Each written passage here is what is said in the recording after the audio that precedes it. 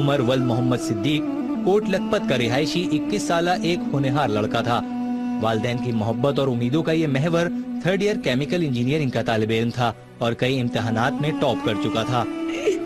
इतना सारे ख्वाब चिकना चूर हो गए।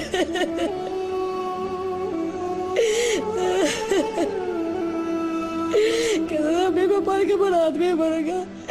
केमिकल इंजीनियरिंग के एनटीए का कोर्स किया मैंने, बेटे ने फर्स्ट डिवीजन में किया, कंप्यूटर का किया कोर्स। अब वो एंट्री टेस्ट के लिए तैयारी कर रहा था कि मेरे पंजाब यूनिवर्सिटी में दाखिला लेना है। अब मैं तैयारी करूँगा, मैं आपके इलाज में सारे सही कर दूंगा, ये करूँगा, मैं वो करूँगा।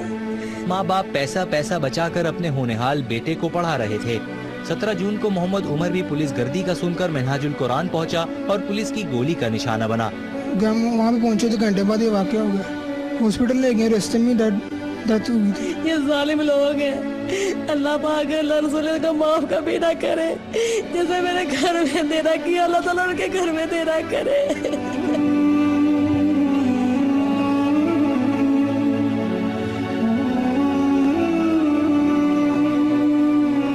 मुझे एक सवाल सिर्फ पूछना है कि वज़ीर आला ने कहा कि जनाब ये तो मेरे ख़ानदान की तरह लोग हैं और मैं उनको 30 लाख रुपया दे रहा हूँ, तो क्या आपको मंजूर है उनकी ये बात? हमें नहीं मंजूर। जरूर कहते हैं हमारे खानदान में सब हम अपने बेटों को लाए हमारे सामने, हम उनको मारे, फिर तो पता चले कि अपने हैं या बगाने। खुद ही मारते हैं, मारा करते हैं, हम 30 लाख देते हैं।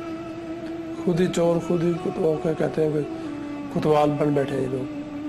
हमें मंजूर लंद भेजते हैं, हम उनके 30 लाख रुपये, वैसे 60 लाख हम देते हैं और हमें पकड़े अपने बच्चे हमको मारे, फिर वो समझ आए कैसे लोगों को मारा जाता है।